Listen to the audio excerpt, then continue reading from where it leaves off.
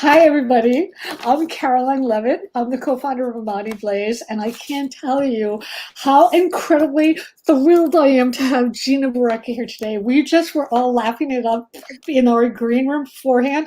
This is going to be amazing. So this is her book, Fast, Funny Women, and it's beyond amazing. I'm going to talk about it in a little bit, but I just want to say that I already feel like Gina is my best friend, and in her honor, I wore blue nail polish and my Elvis, whoops, wrong side, and my Elvis earring. So, first of all, let me just tell you some of the titles of Gina's book, and you'll see why I adore her so much. Her early books include the best-selling They Used to Call Me Snow White, but I drifted. Women's Strategic Use of Humor. It's not that I'm bitter, or How I Learned to Stop Worrying About Visible Panty Lines and Conquered the World. If You Lean In, Will Men Look Down Your Blouse? And Babes in Boyland, A Personal History of Coeducation in Ivy League. How can you not love that? How can you not love that? So let me talk about this book for a second. Fast Funny Woman is amazing. It's got essays, flash fiction essays from everyone from Faye Weldon, Jane Smiley, Mimi Pond, who did this outrageously gorgeous cover, Judge Judy, and Mighty Blaze's own genius PR person who I love to death, Laura Rossi. So Gina has appeared often as a repeat guest because, of course, who wouldn't want to have her as a repeat guest on BBC, NPR, and yes, on Oprah to discuss gender, women, power, politics, and humor. Of the other 6 books she's written, it's other languages, including Chinese, Spanish, Japanese, Portuguese, and German, called Smart and Funny by People Magazine, and very, very funny for a woman, said Dave Barry. Gina was deemed a feminist humor maven by Ms. Magazine. Novelist Wally Lamb said, Barreca's prose in equal measure is hilarious and humane. Her blog for Psychology Today has well over 7 million views.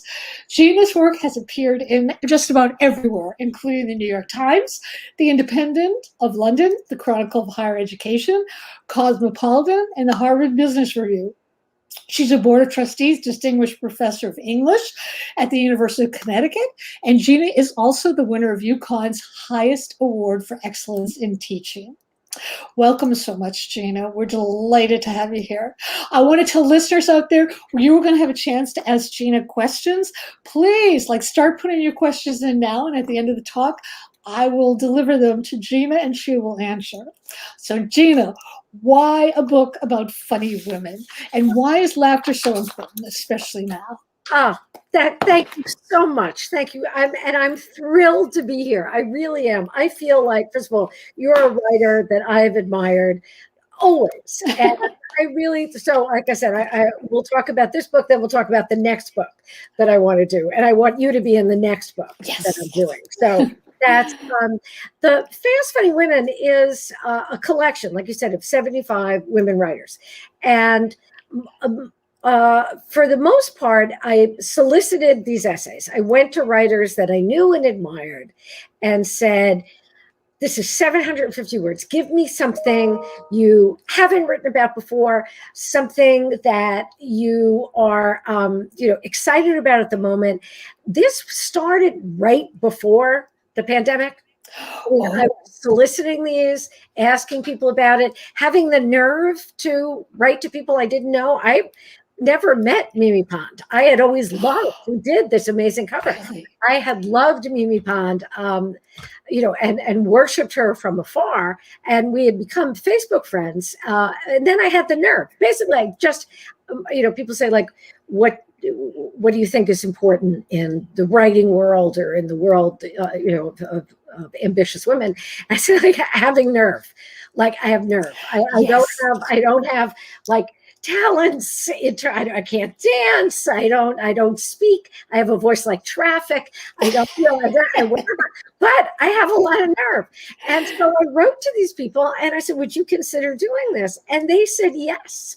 And it was just, most of them did. So Jane Smiley, Pulitzer Prize winning, Jane Donnelly wrote an original piece for this book. Mimi Pond not only did the most beautiful cover in the world, Yes. but wrote a hilarious piece on fabrics and how her grandmother used to read her the descriptions of brides' wedding dresses, and that they were full. I mean, the women in this book love language, that they were full of these descriptions of the kind of lace and the kind of taffeta and the cream versus the off-white, Right. versus the lavender shaded undergarment that was behind the dot, and the gloves and how many buttons were on the glove. And that this taught Mimi, who is so involved in the world of sort of pop culture and art, and whose graphic novel Over Easy became the New York Times bestseller.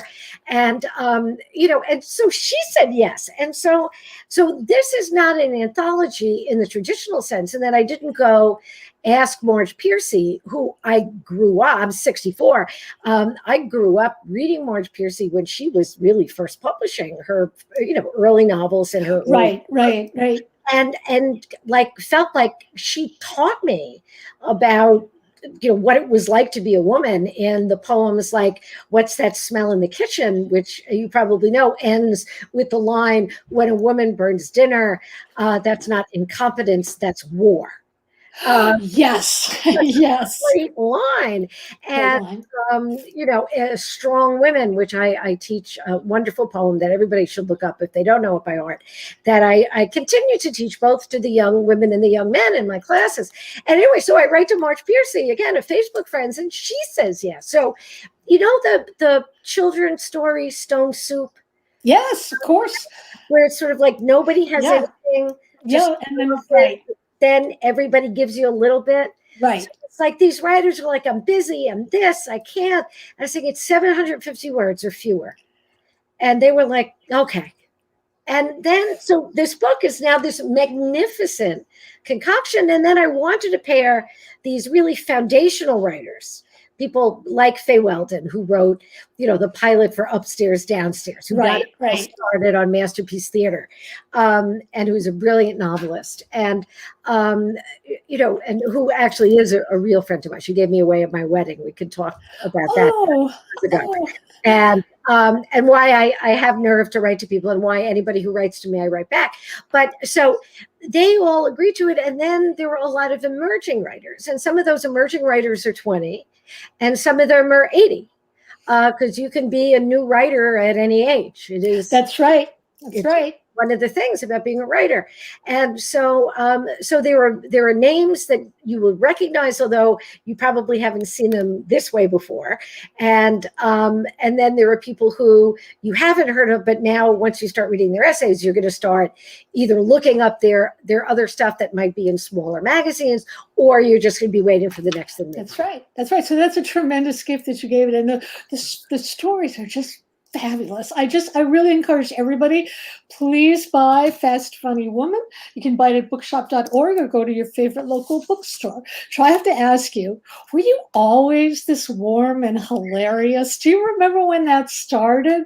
I mean, you were just like sparks are coming out of you. Oh, thank you. I think it's just the poor wiring in this room. We got to stop doing this ourselves. We live in the woods. It's hard to get a little bit of electricity. No, it is interesting. Part of it is growing up. Before the show started, we were talking about our families, where we grew up. But I grew up in Brooklyn, New York, and one of the reasons that Judge Judy Shineland is because she was my next door neighbor and her father, Murray Blum. I have nice teeth because Murray was our dentist, and because otherwise we couldn't afford it. Literally, right. We were neither our parents graduated from high school. They both left school after 8th grade because you came from a family of 9, and they called them working papers for a reason. And my parents went to work, and but they were. Both. My mother was French Canadian. My father, his parents came over from Sicily, so he was one of the go-between kids. He spoke Italian at home and to his immediate family, but learned English at school. And so, like a lot of kids today, he was the translator between the two cultures. And Right. and my mother taught herself English by watching American movies, and she was a switchboard operator at I a love hotel. it. And so she listened into everybody's conversation. Oh, I love it. And I think that's where I learned to eavesdrop. And as you know, as a writer, half the stuff you get is just listening to what other people say. That's right. And writing it down. And I don't write fiction. I don't have the imagination to write fiction, but I pay attention and I have a good memory. So I have thousands of pads over, 40 years of writing stuff down, where everything I have ever heard, I have written down in a line. But I actually, my mother was clinically depressed. She was very, very sad. She died when I was young. She was sick. She died of all kinds of cancers, as did all of her sisters. Sorry. Thank you. You don't know that that's going to be the story of your life. But it is. It is. Yeah, it is. And so I think that I, in a way, learned to tell stories or to bring stories home to entertain her. It would be like what went on in school today. And it was sort of my job to make something interesting to sort of cheer her up. And it didn't always work. And finally, after years of therapy, I'm a big fan. I've come to realize that, it wasn't, my story wasn't to fix her. Right. But to do the best that I could, and that it was something that I've understood, though, that humor does allow, I really believe the stuff that I write about, that humor does allow you both to address taboo subjects, Yes. right? The best, that's right. Shines light on the darkest spaces. That's right. Humor is about sex and death and money and poverty and privilege and the lack of privilege, and about imbalance, and it's about body image, and and people, when somebody's genuinely funny, not telling jokes but telling stories, and I can right, there's a difference, a big difference. Like when women say, I have something funny to tell you, if you're smart, you'll sit down. Right, because it's a story. You're right. You're right. Because she's not going to say, if a guy says, I got something funny to tell you, he's going to go, two blondes walk into a bar with a Dalmatian. He's going to go, bada bing, bada boom. But a woman says, I got something funny to tell you. You just pick up a Diet Coke and go, okay, what happened? She goes, well, I was driving. That's right. I'm on 91, and I'm thinking, I need coffee. I need a cup of, and then her friend comes over and goes, you shouldn't really have so much caffeine. We're getting older. You shouldn't have caffeine. Are you taking estrogen? Because I've heard caffeine interferes with estrogen. And then some other woman is going, I am taking estrogen. I have a patch on my ass and a song in my heart. And so coming over and going, you can have some caffeine. You have half decaf, half calf. So other broad that nobody knows is coming over going, have green tea, detoxes. And we're all laughing. We don't even know each other's names. And we're laughing. And then the nicest man in the world comes over and says, what are you laughing at? And we all go, nothing. Nothing, right, because you can't, right. It's in our DNA. I think it's really in women's DNA. Exactly. It's a different thing. So we don't tell stories. We don't tell jokes. We tell stories. We tell stories. That's right. There's this quote from you I want to read because I love it. Being able to find and use your own humor, as well as being able to understand how others' humor operates, indicates a useful ability to envision a situation from a number of perspectives. It also demonstrates an attractively creative, inventive, and flexible approach to complex situations and difficult decisions and nearly impossible tasks. In other words, humor helps us handle what we do all the time. I think that's true. Would you talk about that, please? I think funny is the quote. Whenever my friends would talk about, what they're looking for in a guy, everybody says, oh, this or that, or make sure I always say, no, funny. Yeah, it's got funny. That's number one. And it's absolutely right. And what's interesting, though, is that women say funny, and that's great. And when men, often, not all men, but life is short, so I'm talking in generalities, that it's like if you go to a guy, and I mean, even these are the men that I love in my life, I go up to them and say, I have a friend, she has a great sense of humor. You got to meet her. They're picturing somebody with one eye in the middle of her forehead. You're still picturing a woman with a sense of humor as like compensating for something that she doesn't have. That's right. Phyllis Diller. That's the whole thing. I wanted to talk about that. Right. And the idea that somehow when we see a sense of humor as being like the crown on our prince's forehead, that the perfect thing that'll seal the deal. But humor in a woman, because it has to do, I mean, it's often seen as threatening to find it threatening. But first of all, because they think the people who find funny women threatening are the people who think that women are too much. And when I have women who come up and say it, especially, the younger women that I work with, or, I give talks to groups and, about women's, place in the world. And I tell them, if you feel like you're too much, it means that whoever you're with is not enough. Yes. You are not too much. Right? That's exactly right. I had a boyfriend who did not like my sense of humor. He literally would, it didn't last long, especially after one dinner, he said, I said, excuse me. But I think there is that feeling that, that it definitely felt threatening to him. Absolutely. And I think I am very glad to see that is changing, that women comedians no longer have to dress like Phyllis Diller or anybody else. They can be like, look at Sarah Silverman is gorgeous. Look at you. You're gorgeous. This is, but I mean, it is interesting because, as you know, Phyllis Diller, even Joan Rivers, the women coming out of, and, it was interesting because let's go back. Mae West is a favorite of mine. Yes. Right. And I mean, thus the titles for the books and stuff. And Mae West, came out of this sort of burlesque vaudeville history where women could be sexy and funny at the same time. And Mae West she wrote a lot of her scripts, which was, she got the writing credit. I didn't know that. West young man. And that was a big deal. And the idea of her being able to be sexy and control, voluptuous, not some reed-like little thing. And she was often the owner of the bar or the boss. I mean, she exercised a lot of power in those early situations. But then we get through the sort of 50s comics, and we have a lot of comic actresses. So look at like Lucille Ball. Right. I grew up, I know I can recite every episode of I Love Lucy. But Lucy's whole shtick, even though Lucille Ball could, buy and sell whole studios, which she did, the Lucy Desi sort of industry. Right. Also very powerful. But in the show, all she ever wanted to do was to get a job and get out of that apartment. That's right. Right? It was like Alice in the Honeymooners. That's right. Out of that. Her husband wouldn't let her. Ricky would not give her a job. She couldn't get a job as a showgirl. She couldn't work in the chocolate factory.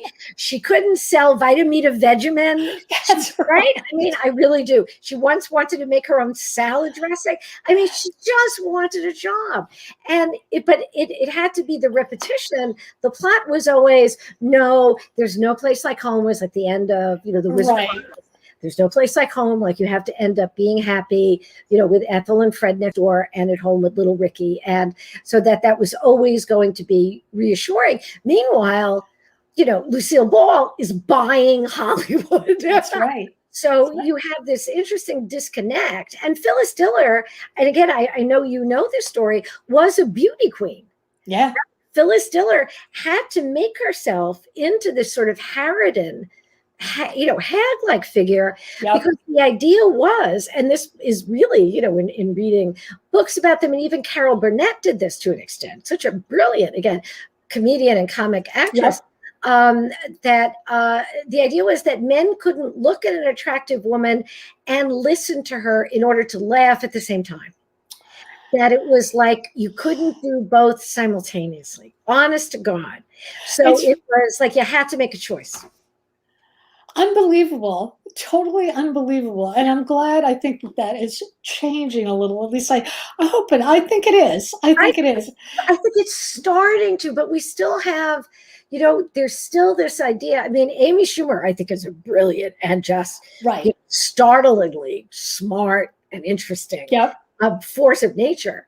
And but a lot of her stuff, I mean, but she addresses the whole body image thing. Yeah, she In does. her movies addresses not being the size two Right. Right. Right. looking girl. And Sarah Silverman does such dangerous work while not dealing with the body issue stuff, but dealing with sexuality. And so they're the ones that are out there. But I know women who are much braver.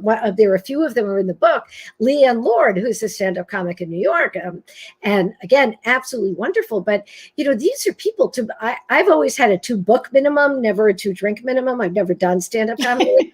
But the people who do that for real, it's a tough job, because the idea is that, it's like, we have a woman tonight. We don't need another woman. It's like what they say about women on the boards of corporations or in positions of power, as if one is exactly the same as the other. It's bizarre. Oh, well, we were talking about, I think we were talking about this in the green room, where you mentioned that what you have is nerve. And I think it comes down to that idea that women will make more and more inroads the more we claim them, the more we have the nerve to do them and stand up and say, no, you're wrong. Yeah. And yes, I am here and I'm not going away. Right. So I have another quote from you. You have said that laughing together is as close as you can get to another person without giving that person a hug. And sometimes not only is laughing together more appropriate, it lasts longer, feels better, and can change everything. So, in support of this wonderful statement, I want to talk about all the amazing writers you got. Faye Weldon, Laura Rossi, Jane Smiley, Judge Judy. That always makes me laugh just to say her name. Mimi Pond, Marge Piercy, and people you wouldn't think would be funny, and they all wrote hilarious pieces. So how did you know they could be funny, and what direction did you give them? That's a great question. For a lot of these people, obviously, I was very intimidated about giving it any direction. It's like, hello, Marge Piercy. I kept referring to her by her full name because like Ms. Piercy sounded too formal, and hey, Marge sounded like I should have rocks thrown at my head in the town square. I wanted to Empress Piercy. How can we do this? And so it really was. It was 750 words. Just give me, something that's going to be memorable, that's going to have a story behind it that people aren't expecting, that is, that will have, a resonance with our readers. And this is, and they came up with just wonderful stories, but there were also other writers that I worked with. Amy Hartle Sherman is one who, Amy is hilarious. I got to know her at a wonderful event called the Irma Bombeck Writers Workshop, which sells out like it's a Bruce Springsteen concert. Wow. Where I went to give a couple of talks. And it literally I think it's like a 400-person conference in Dayton, Ohio. And it sells out within the first 15 minutes, like writers sign up immediately. Wow. So a number of the writers are from there. But Amy Hartle Sherman wrote a really interesting, a really wonderful one about her mother and her mother's aging. And a number of people wrote about their mothers. Judge Judy wrote about her father, Murray with the dentist. And I mean, people wrote about their families. And working with Amy is, I knew how funny Amy could be. And she wrote something very funny. But I also knew that there was like another layer to the story. And I said to her, which is what the best editors that I've worked with have said to me, which is like, okay, we got that you're funny. Now take us to another place where the realer story is. That's interesting. Put both of them together, like take that risk. And then it's like, if the risk doesn't work, then you've got the original other piece, which is fine. But if you can let yourself get to the part where the funny meets the really hard part, that's where things really make, the sort of the new thing on a page, because it's a remarkable combination.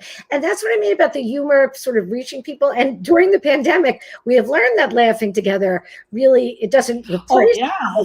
but it does give you a feeling of connection, right, Caroline? I mean, it's It really, definitely does. It definitely does. And I want to talk more about the risks that you talked about, because I totally agree. I always, with my writing students, I always tell them, they always get mad when I ask them, yeah, what's haunting you? Like, yeah, what is the one thing you don't want to talk about? That's what I want you to write about. Take the risk.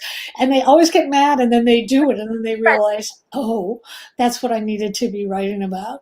And right. I think, like, we're talking about that in terms of like what women need to do in the real world too. It's like, have that nerve, Mhm, take that risk, right. that's just everything, just everything. And so then it's doing that, and then I'm telling them, and be funny. And be fun, right? Well, funny So come out of truth. it's Funny comes out of truth. it does, because That's and that's what I think that women haven't been given permission to know, encouraged to know, reassured to know, except in the most personal ways. I mean, or one of the things I've often talked about in the other work I've done in both the academic and then, in the funny writing, is that women have this reputation for having no sense of humor, right? Because we yes, have, right, yes. for people out there culturally, others, women don't have them, because we hated the Three Stooges growing Oh up, my God! right? I have this argument all the time, saying, you know what? They're not They're not funny. funny. Did you ever see two women go up to each other at a conference and go, "Nyeh, nyeh, nyeh"? We No, don't. never. It's not funny. It's We not women funny. do not learn when we're 14 to make the fart noise from under our thing. No, that's We don't do this. We apply lip liner. We learn different things. But the sort of, head banging, forehead slapping, eyelid rolling humor of the Stooges has its place. But don't tell me I don't have a sense of humor if if I I'm don't like it. funny. Right, Okay, right. you don't get to say this. When I remember, and I love Mel Brooks. I think Mel Brooks is often, and again, always worked with the most brilliant women in the world. Oh yes, yes, Lisa, he did. Madeline Kahn. and Madeline Kahn, with Oh my God. Blucher, and Ovaltine, and but the scene in Blazing Saddles, that every guy, including my husband at 30 years, my two stepsons, they would love in Blazing Saddles, the fart scene in Blazing I Saddles. know that's the least scene of all in that And, picture for me. and It's I like, remember really? when I met, I was, met the kids who were like 14 and 16, and we're watching Mel Brooks, and I'm laughing, and I know their bits, and then we get to the fart scene, and I was like, that's not funny. And my husband goes, I'll rewind. And I'll go, it's not It's that not I funny. didn't get the subtle nuance.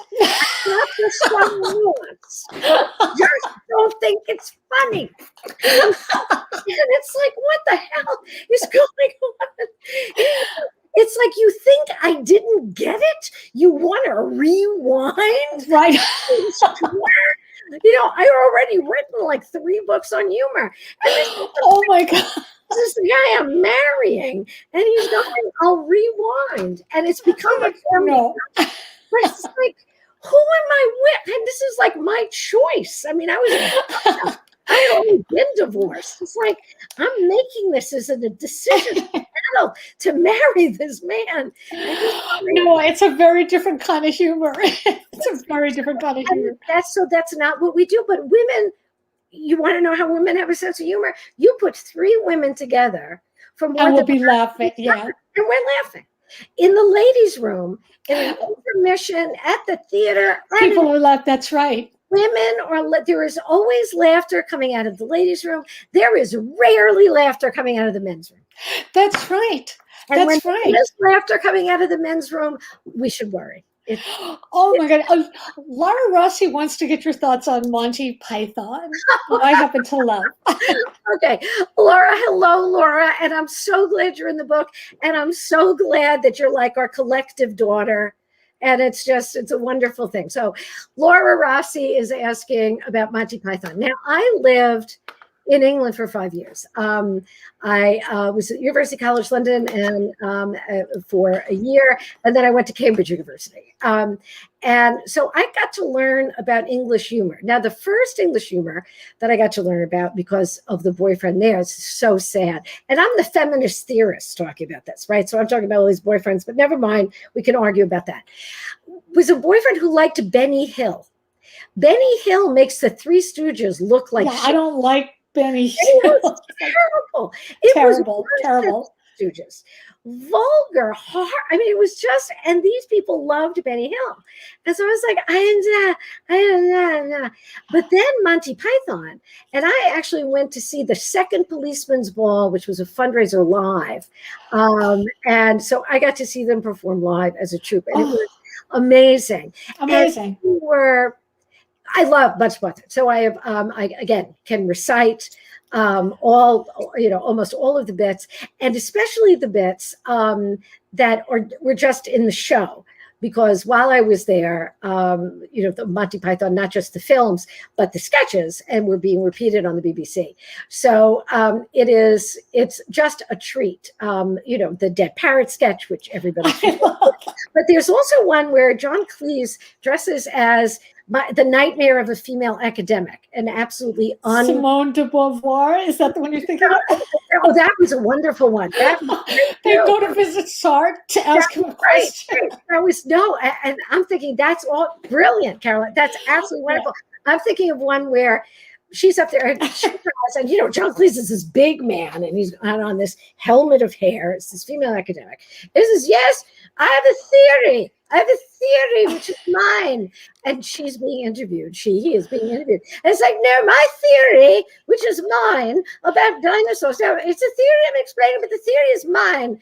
And I just know every time I'm at an academic conference and especially a woman gets up and says, my theory, and I'm like, and I don't get nice looks from my academic colleagues because they do not remember all of Monty Python the way that I do. So I do love Monty Python. There are horrible, sexist, miserable jokes, but they make fun of men too.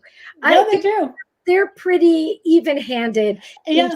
Mocking in the way that really, like, the English are so good at mocking. Mm-hmm. It's not sarcasm and it's not really satire. It's mockery. And that's like a whole subset. And Monty Python, it might be that nobody does it better than Monty Python. That's so nice. Also so smart. So smart. And they assume their audience is smart. And that's a real review. That's right. Yeah.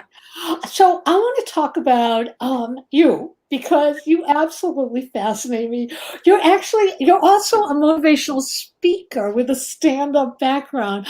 You go into corporations with all these dodgy guys in suits and do strategy meetings with humor. I want to know how do you do that? How do they respond? How do you tailor it to businesses? Well, it's an interesting process that I'm often invited to corporations after a lawsuit. It's so funny how that works. And so there will be, there'll be a banner that'll say, that's when I use the doctor part. So Dr. Regina Barreca, sexual harassment workshop. And the first thing I need to help them understand is that I'm not there to help them do it better. And they sort of misunderstand. And then I tell the guys, it's an old bit, but it's like, you can all remember that harass is one word, right? And, you got guys with Mont Blanc pens writing it down, going really one word. And it's like, it seems to me that a few administrations could still use that advice. And to explain it, it's like, why is it not okay to do this? Why will women react differently to men as a way to show affection or to sort of encourage a kind of camaraderie with one another, will often haze one another with humor. Right. That's how they bond. So it's like, hey, Bobby, you've been wearing that suit since 2003. I personally am going to buy you another suit because if I see that pinstripe one more time, I'm going to pass out. And that's their way of saying, how you doing, Bobby? How's the kids? Right. How's the weekend? If you go up to a woman and you say, Melinda, you've been wearing that same jacket you know, for the last 25 years, and you can't button it anymore, she is not going to To like that. No. she's going to lock herself in the bathroom till she can order new clothes from a catalog, right? I mean, she's going to respond. Yeah, that's no. It's not right. And it's not, again, it's not because she's too sensitive. It's because she is going to read this kind of conversation as an insult. She will not see it as hazing behavior. And I don't believe that women should have to cross-dress our humor any more than we should have to cross-dress to be accepted by men. So that often women will come in and go, now, do you start with a joke? And it's like, no, because women don't tell jokes. That's right. It's about the story. It's about the story. And so that, you know, to go in there and so many women will be told when they go in to present, you know, they're high up in the corporate structure, they're managing part of it, they're speaking to a team, and they awkwardly are told, start out with a joke. They're not comfortable telling a joke. They can't do that. Don't do that. This is not, it would be like coming in with a top hat and a cane. This is not your routine. You can't go in and do somebody else's routine. You need to play from your strength. You need to use your voice. You need to explain who you are, what your story is. You cannot use what often women fall back on, because again, we are not taught to see humor as part of our sort of strengths, part of our arsenal, part of our ability to draw from, that we use self-deprecating humor. It's the I'm so stupid, I'm so bad, I'm so ridiculous. Right. And that's supposed to be the funny part, and that backfires because you tell somebody too often that they're stupid, right? And also, but they will believe it. Every woman, not every woman, well, the women that I know, and I mean, and I'm talking about corporate leaders. I'm talking about women that. And many of them are in the book. I mean, there are women here who are doctors, who run hospitals, who are head of their organizations. And they will, for example, if a woman has to change a meeting, let's say, right? Even if it's, through email, but on a phone. So a woman has to change a meeting. It'll be like, hi, this is Gloria. And that Tuesday, I know how busy you are. I know how full your calendar is. Oh, I'm cringing because that's right. That Tuesday, it's just something came up. I have to pick up my ex-sister-in-law from the airport. She's coming up because her mother's not well and I could drive her, but I can't. But look, okay, ding. Hi, I took up all your voicemail. Okay, I'm really going to make this short. I can't do it on Tuesday, but any other time, I'll bring food. I will do whatever you need.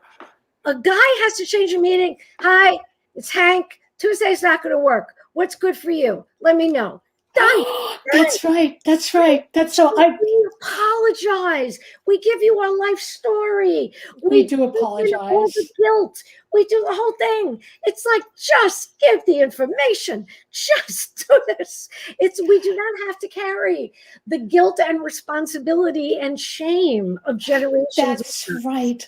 That is so important. I want to ask people, please. I have one more question to ask Gina, and I would love it if all of you ask questions. Don't be shy. You won't have your face up here. It'll just be your words. You can even do it anonymously. So I know you've worked with Nicole Hollander for Vice and also Mimi Pond on the cover. So I wanted to know, do you get serious when you're working on funny material? The reason why I ask this is because I once met Steve Martin, and not only was he deadly serious, but pathologically shy. He just really wanted to be in a corner and at this party, and he just left right away. So it's a two-part question. Do you get serious when working on funny stuff? And how many funny people do you know who are actually really, really serious and not funny in person, which is not you, by the way? Thank you. That's a really interesting question. Now, I'm a member of the Friars Club. I was the first full-time woman academic to join the Friars Club. It actually is. There's all kinds of stuff going on now. I don't know what the new version of the Friars Club is going to be. Right. But it was so interesting to see sort of people who are in some way in the comedy world for business, for their because I've always been very happy to have a day job. I think that only to do comedy again is I wouldn't have the resilience, frankly, to do it. Now, with Nicole Hollander, Liza Donnelly, who's another New Yorker cartoonist, a brilliant cartoonist, and she's in the book, and she had done a cover to They Used to Call Me Snow White, But I Drifted, in a new version. She did this really seditious Snow White with her arm in the air and her headband across like a banana across her forehead. So the people that I know, they are, and I don't know, it's a really interesting question, Colin, because I don't know whether it's because a lot of the ones that I know are women, they are funny. Yeah, it might be a male thing. And it might be that, and not to say that I haven't had conversations with them where either I'm crying or they're crying. I mean, it's not that they're funny all the time. I'm a big weeper. I'm a big panicker. I am, I've gone through periods of profound anxiety and depression and all the rest of those things. So that's there. Right. But I think that those things can exist in tandem with a sense of humor and can often help you survive going through that, your sense of humor. But the idea of shyness is really interesting because I know quiet women or women who are quietly funny, but I don't think that the ones that really, I don't think I've ever been asked that question before, that I really think that that there's not sort of a separation, which I have seen. And I'm trying to think if there's somebody I would say that about, that I've seen in men, where I have met comics that I've admired and who are well known. And some of them really, it is as if, like, don't you understand that that's a persona? In fact, there was one very funny. That's a persona. That's a persona. Right. Right. How do you not understand that I am not that person I present? And right. So maybe it's women are more that person. Maybe women don't have that separation. That we're right. That it's not. We don't have that separation. Or that we're just so happy that someone knows our work. Yes, that too. That too. That as opposed to the sort of, well, yes, the persona that I've created, the one that through my work, is very different from the tortured soul. Yeah, no. Open book. I think women are more open books. I think they're more open books. I think it's again, we're talking generally about these things, but I really, I don't think it may be. Okay, here's what I'll say. I may be simplifying this and oversimplifying it, but I don't think I'm misrepresenting it. No, I don't think you are either. Yeah, I think that. Tom, do we have an audience question? Oh, this is from Anissa Joy Armstrong. Gina, is there any subject that you would not try to make humorous? Oh, what a great question. That is a great question. Really good question. Yeah. Actually, I'm going to refer to one of the other writers in the book because we're so proud of them. And one of them is a filmmaker named, for Fast Funny Women, Fern Perlstein. And she did a book about humor in the Holocaust. And she interviewed Holocaust survivors. And then she interviewed Mel Brooks. She interviewed David Steinberg. She interviewed Sarah Silverman, Gilbert Gottfried, and talked about, nothing is more serious. Nothing is more horrifying. Nothing represents inhumanity more than the Holocaust. Mm-hmm. Be funny about the Holocaust. And she writes about it in the essay because she did a film called The Last Laugh. And it's about a Holocaust survivor talking about how humor is one of the things that she and the other survivors and the other lost. That it was one of the few things that even at the worst moments that they could look at each other, they could laugh, they could mock, that there were moments, even in the hell that was around them, that humor it allows you to possess yourself. That if you can at that moment laugh, you're the one in control. You're the one, it literally can't be taken from you. That's right. Laugh at what someone else is doing. I think that's why A Beautiful Life was such right. That's right. To so many people, where somebody to say that this is, you are trying to make me the most miserable, non-human being that you can make me. And it was Mark Twain who said that against laughter, tyranny cannot stand. Right. And it's that's the idea that, laughter is the sound that you make when you're free. That it transcends what can be done to you. And that's why the idea of the last laugh really is so strong. So, Sarah Silverman jokes about rape, and she makes it work because she's in control of the story, and it's terrifying. That's but right. She does that. She can make that work. Amy Schumer does the same thing, and it takes so much strength. And what it does is it doesn't release tension from that taboo subject. If anything, it amplifies it. It makes you realize, because Sarah Silverman says, they say that you can't make a rape joke because you're afraid of offending people. Who are you going to offend? Rape victims? They didn't even report the rape. And Right. and she's up there saying this. Right. That's wonderful. She somersaults with that joke, with that story. She takes the whole power system that silences women who are the victim of that crime and turns it against them. And she herself won't be silenced about it. And so that's where, again, humor takes it's in the teeth of that which dehumanizes, and humor can revitalize and renew and redeem moments that are otherwise lost to pain, to trauma, to sadness, to depression, to loneliness, and to remind us of our humanity and our shared humanity. That's right. That's right. That's such an empowering statement. Oh, here's another question. When was the first time you realized the power that humor has to shine a light in the darkest places? That's an interesting question too. I would say, again, it was probably, actually, again, the storytelling to my mother, but I was too young to understand what was going on. I think I right. instinctively, but I was one of the first classes of women at Dartmouth College, which had been an all-male school. I was the third class, so the senior class was still all male, and I'm the first girl to go to college, and I'm looking at these people. On a good day in 1975, when I started, I have waist-length black hair, heavy black eye makeup. On a good day, I look like Janis Joplin, and the other girls at the Dartmouth campus all look like Grace Kelly. I didn't exactly know the line from My Cousin Vinny. It's like I didn't blend. Wasn't like I could blend. Right. So I'm walking across the campus, and I remember when I told one of my aunts in the basement kitchen in Brooklyn, because we had those 3 stories, and you had the kitchen in the basement where the real action was. And I said, I'm going to go to college in New Hampshire. And this is in the Babes in Boyland book. And my aunt is stirring the sauce, which had been on the stove since 1942, right? The red sauce. And she had an arm like a longshoreman. So she was just been stirring that sauce since 1942.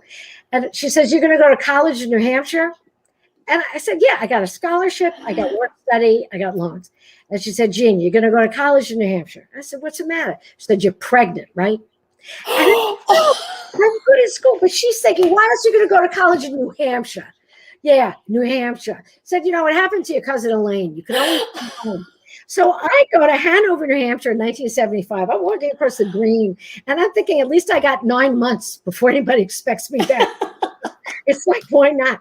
That is so funny. I know, but I learned to be funny there because it was like guys.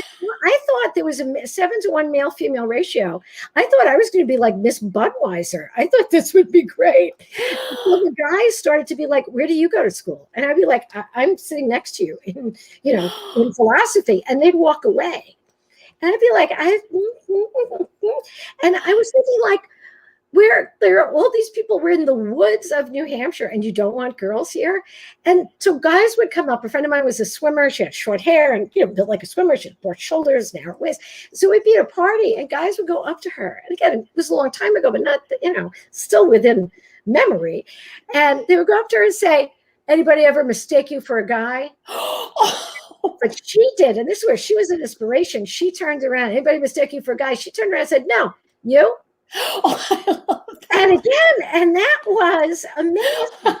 So it was great because, and then you learned how to answer back. So it was like, why do you want to come to a guy's school? Are you a lesbian?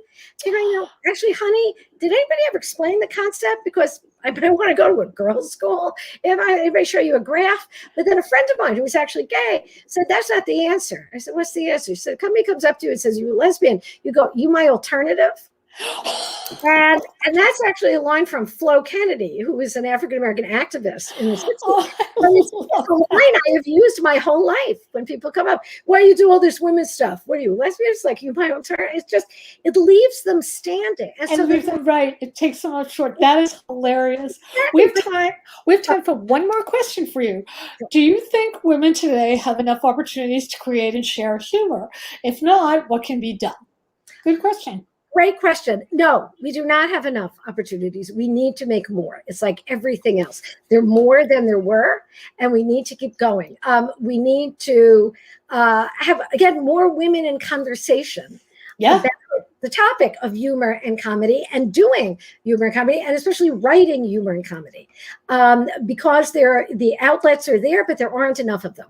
So I just signed up to the Old Lady Comedy, and I'm going to do an Old Lady Comedy Hour with Greenlight Bookstore in Brooklyn. Oh, how great. It would be wonderful. But again, I'm literally the little old lady doing this now, but it's fine, but it's great.